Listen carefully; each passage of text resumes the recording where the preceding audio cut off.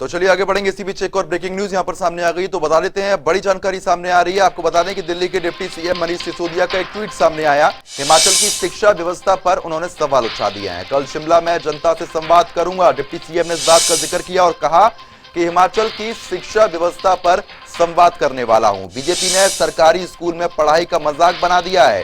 Deputy CM ने यह बात कह दी और यह भी कहा कि बीजेपी बच्चों के भविष्य को बर्बाद करने पर तुली हुई है। तो देखिए, कल संवाद करने का जिक्र मनीष सिसोदिया की तरफ से किया गया है। तो इस खबर पर ज्यादा अपडेट के साथ दिल्ली से हमारे संवाददाता अंकुश डोभाल हमारे साथ जुड़ गए हैं। अंकुश, जिस तरीके से दिल्ली के डिप्टी सीएम मनीष सिसोदिया ने ट्वीट किया है और हिमाचल बीजेपी पर निशाना साधा है, बच्चों का भविष्य खराब करने का आरोप लगा दिया है, क्या कुछ अभी ज्यादा जानकारी मिल रही है?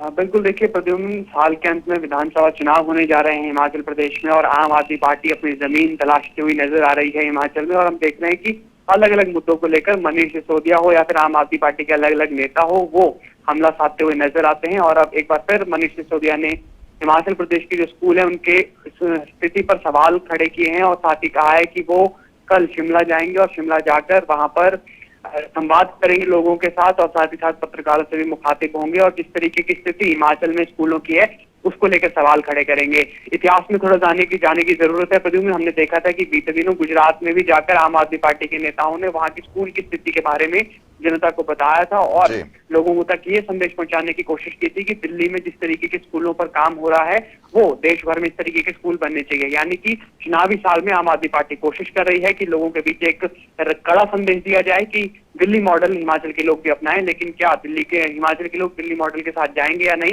ये विधानसभा चुनाव में ही पता लगेगा। प्रद्युम्न, चलिए ठीक है अंकुश, बहुत बहुत शुक्रिया तमाम जानकारी देने के लिए। खबर पर नजर जरूर बनाए रखिएगा, आगे भी हम लोग आपसे अपडेट लेते रहेंगे।